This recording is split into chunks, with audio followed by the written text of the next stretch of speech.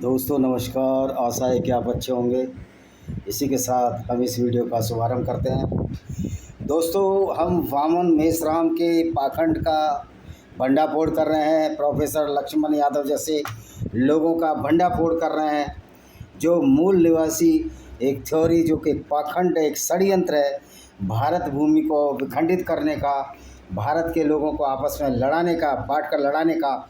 और इस काम में बहुत सारे ये सो कॉल्ड दलित लीडर भी हवा दे रहे हैं, जिसमें वामन मेश्राम है।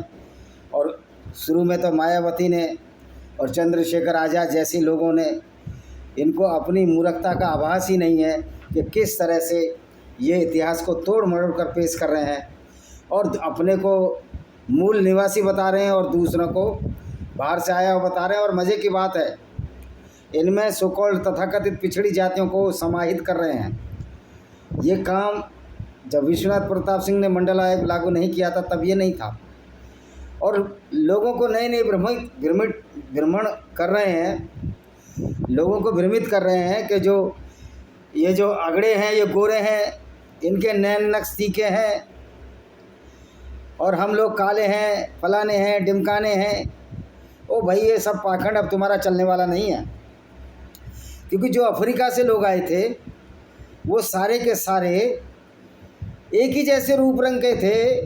बाद में विभिन्न परिस्थितियों में पल्ले और बढ़ने से उनकी नाक में फ़र्क आया, उनकी क्रेनियम में फ़र्क आया, उनकी जीन्स में फ़र्क आया। कि हज़ारों साल दो फैक्टर होते हैं।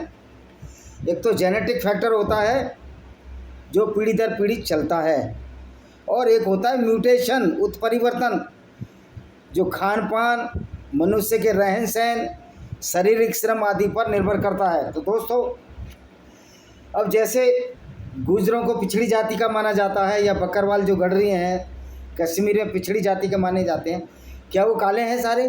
वो एक भी काला नहीं है। उनकी नाक भी शार्प है। आज की तारीख में तो देवी अहिल्याबाई होलकर भी पिछड़ी जातियों माने लगी हैं। ओ भाई, सारे मानव अफ्रीका से आए। यह अगड़ा और पिछड़े का जो ये तुमने मूल निवासी की थ्योरी है, ये एक फ्रॉड है, ये षड्यंत्र है जो वामन मेश्राम जैसे नेताओं द्वारा फैलाया गया, लक्ष्मण यादव जैसे नेताओं द्वारा फैलाया गया। जब हम सारे ही बाहर से आए हैं तो मूल निवासी तो कोई भी नहीं है। ये अलग बात है, कुछ पहले आए, कुछ ज़मीन पर कब्जा किया। तो सबसे पहले जो भारत भूमि पर कब्जा किया तो मूल निवासियों ने किया। आप उन्हीं को मूल निवासी मान रहे हो ना, जो सबसे पहले आए। तो उसमें अगड़ा, पिछड़ा, दलित, शेड्यूल कास्ट, शेड्यूल ट्राइब की बात कहाँ से आ जाती है? और वैसे भी भारत का जो मानव इतिहास है वो 65,000 वर्ष पुराना है, उससे कहीं ज़्यादा नहीं है, उससे ज़्यादा नहीं है। क्योंकि 2.5 लाख वर्ष पूर्व तो हम जैसा मानव आया है, और भारत की बस्ती तो बहुत बाद में बसी है। जो सबसे पहले बस्तियाँ बसी थी वो सऊदी अरब में बसी थी, और ऐसे ही अन्य जगह पर बसी थी। लेकिन भारत में जो प्रवासन है, और अमेरिका में तो अभी बहुत पहले बाद में आए, अमेरिका में, ऑस्ट्रेलिया में ये तो बहुत ही बाद में आए हैं। और ऑस्ट्रेलिया में तो अभी आए 26,000 साल पहले। भारत में 65,000 साल पहले इसलिए आ गए कि जो लोग अरब की तरफ गए थे, आप नक्शा देखिए, जब सुएज नहर नहीं थी तो पूरा जुड़ा हुआ था, कहीं कोई समुद्र नहीं था, छोटी मोटी कहाड़ियाँ थी, सकरी कहाड़ियाँ थी, तो उससे तैर तूर कर आ गए। तो जो भारत में जो लोग आए वो आए 65,000 साल पहले। आधुनिक मनुष्य का होमो सेपियंस, हमारा बायोलॉजिकल नाम होमो सेपियंस है, जो हमने दिखता हूँ, तो ये 2,500 साल पहले आए थे। और ये गोरा होना, लंबी नाक होना, ये परिस्थिति पर है। काला गोरा, और मेरा भाई है, एक सगा भाई है मेरा, छोटा, वो काला है, हालांकि नाक उसकी भी शार्प है। तो अब मैं वो बोल दूँ कि वो आदिवासी है, वो मूल निवासी, और मैं मूल निवासी नहीं हूँ? तो ये सब इस तरह की बेतुकी बातें वामन मेश्राम जी चलने वाली नहीं है। ये तुम्हारा जो पाखंड है उसी का पर्दाफाश विज्ञान ने कर दिया है। और एक हमको सलाह दे रहे थे, ओ क्या पागल हो गए हो तुम, साइंस जर्नी पर बात करो। मैं साइंस जर्नी पर बात क्या करूं? साइंस जर्नी तो मैं बता रहा हूं इसमें। और जो साइंस जर्नी चैनल चलाता है तो साइंस पढ़ा ही नहीं है कभी। तो ये भारत का इतिहास 65,000 साल पहले आए हैं। और जो तीर्थंकर है, महावीरों के लाखों साल पहले हुए, 15 लाख साल पहले, कितने योजन पहले, ये सारे माइथ हैं, ये पौराणिक कथाएं हैं। क्योंकि 2.5 लाख साल पहले से पहले जो मानव थे, या पीछे और चले जाइए तो वो तो वानरों जो वानर बोलते हैं, जिनको एपीज बोलते हैं, उनके नज़दीकी रिश्तेदारों से बने हुए हैं हम लोग। तो 1500 साल लाख साल पहले क्या तीरांतकर कपियों की औलाद थे, वन मानवों की औलाद थे? ये सब माइथोलॉजी है और कुछ नहीं इसके सिवा। साइंस के हिसाब से जो हमने पढ़ा है वही हम बता रहे हैं। तो भारत में पहली बस्ती जो 65,000 साल पहले बसी, तो जो अपने को मूल निवासी कहते हैं, जो सबसे पहले आए, तो वो तो इस ज़मीन को कब्जा तो उन्होंने किया। जो पशु पक्षियों की, जानवरों की ज़मीन थी उसको कब्जा मानव ने किया, तो सबसे पहले कब्जेधारी तो वही हैं। अब कल को जानवर भी ये कहें कि हम तो वर्षों से रहते आ रहे हैं यहाँ, जानवरों का अस्तित्व तो लाखों वर्ष से है, तो भैया मूल निवासियों को भी भगाओ, क्योंकि शेरों की जंगल ज़मीन किसने छीने? जो पहले आए लोगों ने छीने। वो जानवर बोलना नहीं जानते, इसलिए वो आपसे बात नहीं कर सकते। अगर काश जानवर भी बोलना सीख गए होते तो मूल निवासियों को बाहर खदेड़ दिए होते, और हमने अपने दिमाग पर, अपने मस्तिष्क के बल पर उन पर काबू कर लिया। तो ये देखिए, जो हमारा भारत का लेख बताता हूँ कि हमारे 65,000 साल पहले आए। कहाँ से आए? अफ्रीका से। सबसे पुराना ज्ञात आधुनिक मानव आज से लगभग 30,000 वर्ष पहले दक्षिण एशिया में रहता था। 6500 ईसा पूर्व के बाद खाद्य फसलों और जानवरों के वर्षव के लिए सबूत स्थायी संरचनाओं का निर्माण, यानी जिसमें हम रहते हैं, मकान, जानवरों के मकान, खाद्य फसलों और जानवरों के वर्षव का स्थायी संरचनाओं का निर्माण, कृषि का भंडारण। मेहरगढ़ एक हरियाणा में जगह है, वह मेहरगढ़ में मिला है। राखी सभ्यता और बलिस्तान के अन्य स्थलों पर दिखाई दिए। धीरे धीरे सिंधु घाटी सभ्यता में विकसित हुए।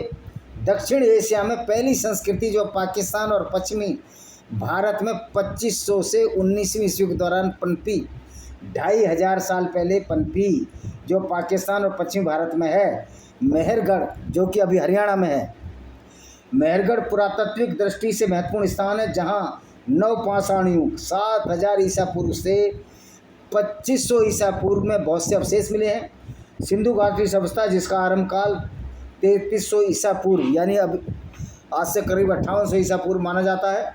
प्राचीन मिस्र और सुमेर सभ्यता के साथ विश्व की प्राचीन सभ्यताओं में से एक है। इस सभ्यता की लिपि अभी तक सफलतापूर्वक पढ़ी नहीं जा सकी है।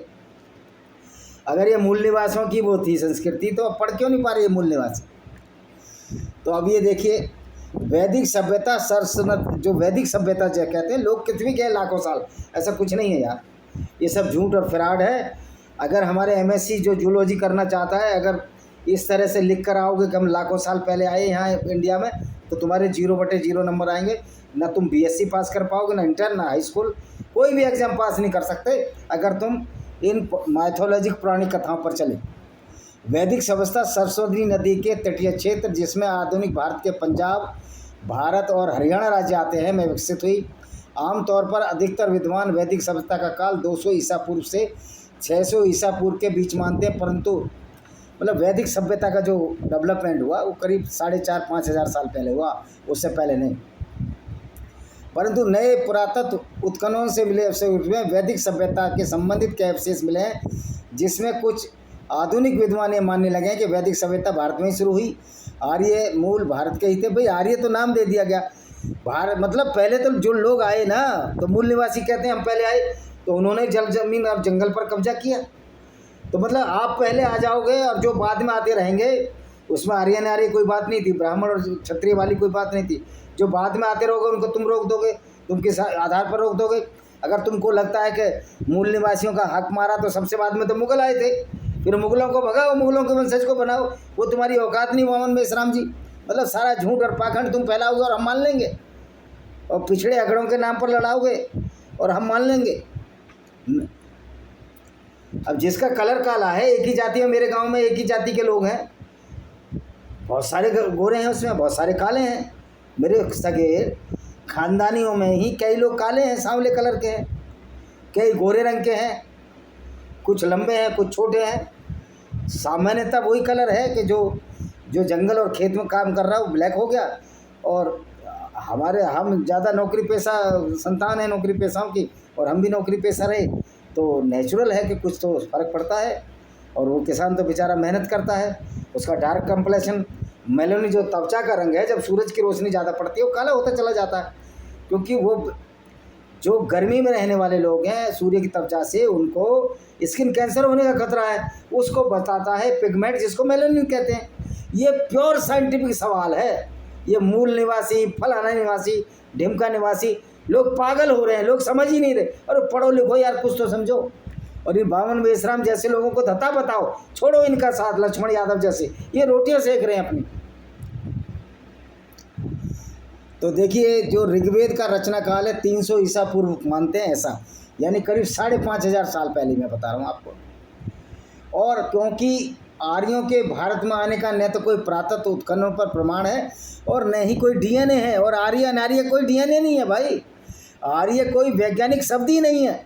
ये तो यहूदियों के हिटलर ने दिया हुआ शब्द था, उनका ईरान के लोग, नॉर्थ इंडिया के लोग और ये जर्मन के लोग आर्य हैं। बस 2.5 कंट्री का आर्य था, बाकी था ही नहीं। ये उसकी अपनी सोच थी, मूर्खतापूर्ण सोच थी।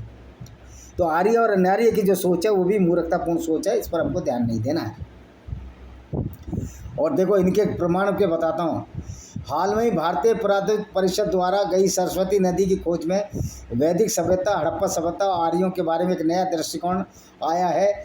हड़प्पा सभ्यता को सिंधु सरस्वती सभ्यता का नाम दिया है, क्योंकि हड़प्पा सभ्यता को 2600 बस्तियों में, वर्तमान पाकिस्तान में सिंधु तट पर मात्र 265 बस्तियां थी, जबकि शेष अधिकांश बस्तियां सरस्वती नदी के तट पर मिलती थी। सरस्वती एक विशाल नदी थी, पहाड़ों को तोड़ती हुई निकलती थी और मैदानों से होती समुद्र में जाकर विलीन हो जाती थी। इसका वर्णन ऋग्वेद में बार बार आया है। ये आज से 4000 साल पूर्व भूगर्भीय बदलाव की वजह से सूख गई थी। आर्य लोग खानाबदोश गडरियों की भांति अपने जंगली परिवारों में पशुओं को इधर से लोग भटकते। अब जिनको तुम आर्य कहते हो सारे पशुपालक जाति के लोग हैं। जो आज गडरिये हैं, जो आज अहीर है, जो जाट है, खेती वाले, सारे आर्य लोग थे। तुम उनको आर्य कहने लगे, वो तो बेचारे भटक रहे थे जंगल जंगल। और घूमने फिरने से खाना तो उनको मिलता ही था अच्छा, क्योंकि जानवर रखते थे। उनके शारीरिक बलशाली होते गए और मेहनत करते गए। बाद में खेती। और जो मूल निवासी थे, जिन्होंने कोई काम धाम ही नहीं किया, वो जंगलों में पड़े रहे, कंदमूल फल खाने लगे। डेवलपमेंट की भावना ही नहीं आई। अब कहते हैं कि उन्होंने, जो पशुपालक जातियों ने अपना वर्चस्व स्थापित कर लिया। भाई हर कोई जाति नहीं होती है, ये ग्रुप होते हैं जो अपनी मेहनत से आगे बढ़े। तो ये मूल निवासी का कोई कॉन्सेप्ट ही गलत है, आर्य का भी कॉन्सेप्ट गलत है। साइंस के हिसाब से तो दोनों चीज़ें मान्य नहीं है। ये सब झूठ है जो फैलाया गया वामन मेश्राम जैसे लोगों ने, उसी की तो बोल हम खोल रहे। इसका वर्णन ऋग्वेद में बार बार आया है। आज से 4000 वर्ष ये जो है नदी सूख गई। और जिनको आप आर्य लोग कहते हो, गडरियों की भांति अपने जंगली परिवारों, पशुओं के लिए इधर से उधर भटकते रहते थे। इन लोगों ने पत्थर के नुकीले हथियारों से काम लेना सीखा। मनुष्य की सभ्यता का वे यूलिथ सभ्यता कहते हैं। इस सभ्यता के कुछ सुधार हुए तो फिर विलियन सभ्यता आई। इन हथियार औजारों की सभ्यता का मनुष्य का नर वानर के रूप में थे। हम शुरू में नर वानर थे, आधे बंदर थे, आधे इंसान जैसे दिखते थे। अभी भी बहुत से आप जंगल में चले जाओ अफ्रीका के में, आपको लगेगा ये तो एपीज जैसे दिख रहे हैं। चिंपैंजी, गिब्बन, गोरिंगा और गटाउन जैसे लोग हैं। इनका खोपड़ी की से पता लगता है ना भाई। तो उनमें वास्तविक वनस्पति का बीजोरोपण नहीं हुआ था। मुस्टेरियन सभ्यता के पश्चात रेंडियन सभ्यता का प्रादुर्भाव हुआ। उस समय लोगों में मनोवांछित बुद्धि का विकास होने लगा। फिर इसके बाद वास्तविक सभ्यताएं, जिसमें पहली सभ्यता नवपाषाण कालीन कही जाती है। इस सभ्यता के युग का मनुष्य अपने जैसा ही वास्तविक मनुष्य था। अतः यूथिल सभ्यता से लेकर नवपाषाण सभ्यता का काल पाषाण काल कहलाता है। तो आपने देखा ईसा पूर्व 7वीं और शुरुआती 6वीं शताब्दी में जैन और बौद्ध राजा अजातशत्रु पहली बार परिषद के सदस्य बने। ये ईसा पूर्व 7वीं सदी, यानी कितना हो गया 700 और ये 3200 साल। और ऋग्वेद का 4500 साल। उससे पहले कुछ नहीं था, कोई धर्म वर्म नहीं था। ये सब झूठ और फ्रॉड है। अच्छा जी, ईसा पूर्व 7वीं और शुरुआती 6वीं सदी में जैन और बौद्ध राजा अजातशत्रु का पहली बार परिषद के संरक्षण बने। 492 ईसा पूर्व में राजा अजातशत्रु पहली बार त्रिपिटक परिषद के संरक्षक बने। राजा अजातशत्रु ने 492 ईसा पूर्व में शासन किया और 460 ईसा पूर्व में उनकी मृत्यु हो गई। अर्थात आज से लगभग 2000 वर्ष पूर्व त्रिपिटक की प्रथम बौद्ध जैन परिषद उनकी मृत्यु के 9 महीने बाद आई। अब इसी में धर्म और संप्रदाय लोकप्रिय का शुरुआती 6वीं ईसा पूर्व 6वीं और 7वीं शताब्दी में। और ये हिंदू धर्म और पुराना लगा लो 2000 ईसा पूर्व है, इससे ज़्यादा तो नहीं है, वैदिक धर्म कहते हैं। तो ये है 8वीं सदी में। अब ये देखिए प्राचीन भारत के इतिहास में जो इतिहास होते हैं ना, उसमें कैसे पता लगता है कि भारत में कौन कौन आया। देखिए भारतीय इतिहास में क्या होता है, इसके शिलालेख देखे जाते हैं, इसके ये हेरोडोटस, काहियान, फाइयान, हुइनसांग, संगम साहित्य, मार्को पोलो, संस्कृत लेखकों आदि से प्राचीन भारत के इतिहास का पता होता है। तो अब ये लगाइए प्रागैतिहासिक काल 3300 ईसा पूर्व, यानी अब से 6000 साल पहले। तो भारत में मानव जीवन का प्राचीन प्रमाण 1 लाख से 80,000 पूर्व का है। जो नई खोज हुई है उसमें यह है कि हम 1 लाख वर्ष पूर्व आए थे और 80,000 वर्ष पूर्व। तो पाषाण युग पुरा में भीमबेटका मध्य प्रदेश के पहाड़ों पर चित्रों का कालक्रम 40,000 से 9,000 ईसा पूर्व माना जाता है। जो मध्य प्रदेश में भीमबेटका है, जब आप भोपाल से इटारसी के बीच में जाओगे तो बुधनी का एक घाट पड़ेगा, उससे पहले ही भीमबेटका पड़ेगा। तो उस समय कोई सभ्यता तो विकसित हुई नहीं थी। भीमबेटका तो बाद में नाम रख दिया उसका, ये भीम तो अभी जुम्मा 9 दिन हुए इनको। तो प्रथम स्थायी बस्तियां 9,000 साल पहले स्थायी बस्तियां भारत में शुरू हुई। उत्तर पश्चिम में सिंधु घाटी सभ्यता 7,000 वर्ष ईसा पूर्व विकसित हुई, जो 26वीं शताब्दी ईसा पूर्व और 20वीं शताब्दी ईसा पूर्व के मध्य अपने चरम पर थी। 26वीं नहीं।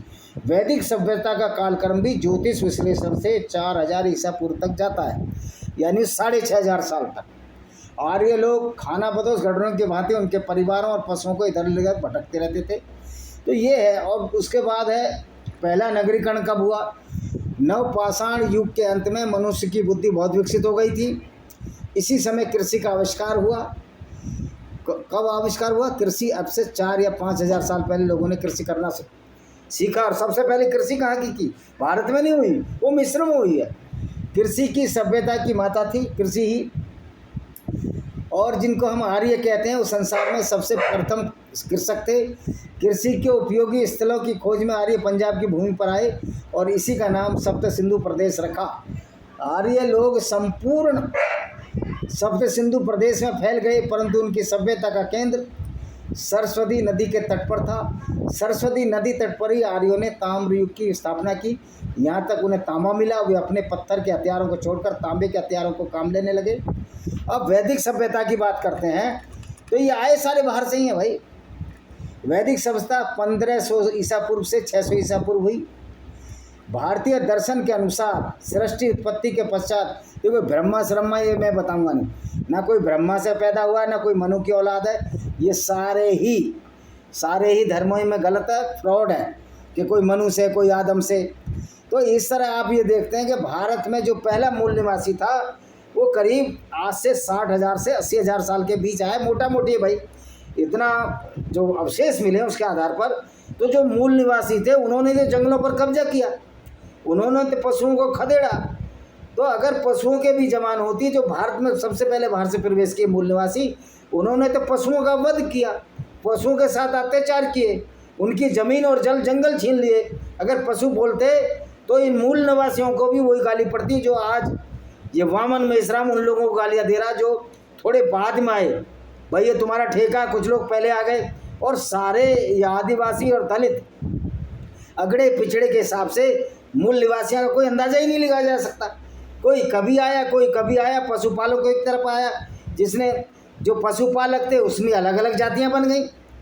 तो ये कहना है वामन मेश्राम का कि मूल निवासी, भारत में कोई मूल निवासी नहीं था भाइयों। और ये जो है फ्रॉड है मूल निवासी का, इसका षड्यंत्र समझो। विज्ञान ने साबित कर दिया कि भारत में एक भी मूल निवासी नहीं है, उसमें कंकालों के अवशेष से पता लगता है। और काले और गोरे रंग का मूल निवासी थ्योरी या बाहर से आए पर कोई भी इसका इफेक्ट नहीं होता, इसका कोई प्रभाव नहीं है। काले गोरे का भेद ये जेनेटिक कैरेक्टर से होता है, जलवायु की वजह से होता है। और कालांतर में अगर नॉर्थ इंडिया का, आपको पता है ऑस्ट्रेलिया में जो यूरोपियन जा रहे हैं वो वाइट होते थे, अब वो रेड होने लगे। उनकी स्किन टैन होने लगी है सूरज की रोशनी से। जब सूरज की रोशनी टैन हो जाती है, गोरी खाल लाल होने लगती है। ये वो अंग्रेज लोग अनुभव करते हैं कि जो धूप सेकने समुद्र के किनारे पर जाया करते हैं तो रेड हो जाते हैं, और जब धूप सेकना बंद करते हैं तो ठंड में वो वाइट कलर के हो जाते हैं।